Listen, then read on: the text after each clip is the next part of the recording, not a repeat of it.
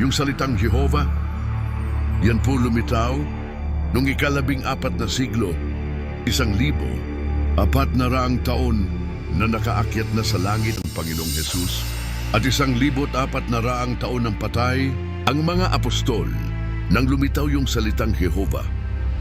Dito po sa New World Bible Translation na ang gumawa ay mga saksi ni Jehovah, ganito po ang kanilang pagtatapat dito. Sa kanilang sariling Biblia, huwag kayong magagalit kung may saksi ni Jehovah. Ang babasahin ko libro niyo. Hindi naman ako may gawa nito. Ang sabi ng kanilang libro na naipublish noong February 1950 sa New York, the New World Bible Translation Committee. Ito po ang kanilang sinasabi, saksi ni Jehovah, may sabi nito. Ito po ang nakalagay. While inclining to view the pronunciation Yahweh as the more correct way, we have retained the form Jehovah because of people's familiarity with it. Since the 14th century, ayan, maliwanag, mas naniniwala raw sila, mas malamang daw ang paniniwala nila na ang original na pronunciation o pagbigkas ng pangalan ng Diyos ay Yahweh. Yahweh, as the more correct way, mas tama ang Yahweh. Pero kung ang mga tao raw, mula pa nung ika-14 na siglo, ay narinig na nila at familiar, kahit mas tama pa yung Yahweh. Ang ginawa ng saksi Nalaman na ni nila yung Jehovah. salitang Jehovah. Sa kanilang libro, inilagay nila, Jehovah. We have retained the form Jehovah because of people's familiarity with it. Since the 14th century, alam mo pala na may mas tama, bakit yung hindi mas tama, ang ginamit mo sa Biblia mo, kung talagang meron kang sense of honesty sa tao. Kung tapat ka sa tao, tapat kang mangangaral. Dapat, hindi yung mas mali ang ginamit mo, mas tama dapat. Ang punto ko rito mga kapatid, bakit lumitaw yung salitang Jehovah? Jehovah. Wala pong letter J sa Hebrew alphabet. Ang unang aklat ng Biblia. Isinulat po yan sa Hebrew.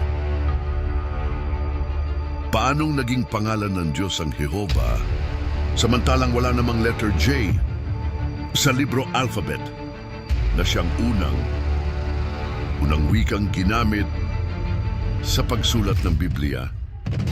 Ito po ang Hebrew alfabeto. Mababasa natin ito mula sa kanan pa kaliwa.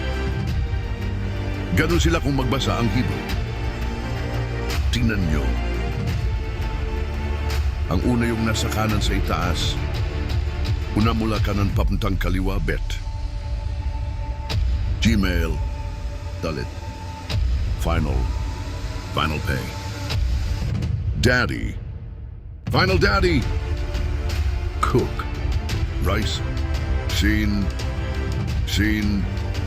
Tao. Sub. So wala pong J. Sa Hebrew alphabet. Walang letter J sa Hebrew alphabet. Kaya imposible. Nagi ang pangalan ng Diyos ay Jehovah kasi ang Hebrew ang ginamit sa pagsulat ng unang Biblia. Wala naman letter J, kaya papanong magiging ang pangalan ng Diyos ay Jehovah, hindi ba kakilakilabot na kasinungalingan ang ginawa ng saksi ni Jehovah na ikinalat sa buong mundo na ngayon nakasulat na sa Biblia nila at sa ibang Biblia na naihawa na nila na ang Diyos at tinatawag na Jehovah. Mali agad yun, mali. Alam nyo ba na yung letter J noong 14th century lang, wala tayong kaalaman sa mga bagay. Pero nakarecord yan sa istorya ng sangkatauhan na ang letter J lumitaw lang noong 14th century. Wala dati ang kahit sa anong alphabet ng mundo. Ang letter J, nag-umpisa lang na gamitin generally sa Inglaterra. Tandaan nyo, ang Inglaterra is one of the first English-speaking nation sa mundo. Sila ang pangunahing gumagamit ng salitang Ingles. Yung England, ginamit lang nila sa England ang letter J noong 17th century. 1630 na nung gamitin yan. Pero lumitaw lang yung letter J noong 14th century. Yun ang nagpapaliwanag na ang salitang Jehovah pupwedeng na naimbento lang noong 14th century. Kasi nun lang lumitaw yung letter J. Ito po ang sabi ng Encyclopedia Americana. Ito po sa The Encyclopedia Americana contains the following code on the J. The form of J was unknown in any alphabet until the 14th century. Either symbol J generally had the consonantal sound of Y, as in year. Gradually, the two symbols J and I were differentiated the J. J usually acquiring consonantal force. And that's becoming regarded as a consonant. And the I becoming a vowel. It was not until 1630 that the different station became general in England. Yan ang impormasyon na nasa Encyclopedia Americana. Nung umpisa, ginagamit pala yung E at saka J. With the sound of Y, parang E.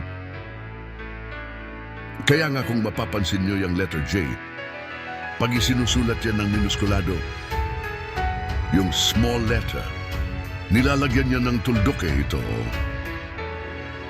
Ewan ko lang kung dinatnan pa nitong henerasyon na ito. Yung henerasyon ko pag isinusulat yung letter J na small letter, nilalagyan ng tuldok sa ibabaw. Parang yung ay nilalagyan ng tuldok sa ibabaw. Yan po, pero nung bandang magkalabing-7 siglo na, nahiwalay na ang gamit ng J at I. Nung dati ginagamit siya na pareho ang sound ng E at saka ng J na tumutunog na yung pong sound nila ay vowel sound. Hindi consonant, pero nung 17th century, pinaghiwalay na ng mga tao ng mga grammarian siguro ang letter J sa letter E. Ang ay finally naging vowel. At ang J naging consonant. Doon na rin na-imbento ng mga nagtatranslate ng Biblia. Kung inilagay ay Jehovah. Yan ngayon ang punto ko. Ba't ko sinasabi to sa inyo? Nag-uumpisa lang ang pangalang Jehovah ay 1400 taon. Nawala na ang Panginoong Hesukristo sa lupa. Nakapanhik na sa langit. 1400 taon nang patay ang mga apostol nang lumitaw ang salitang Jehovah.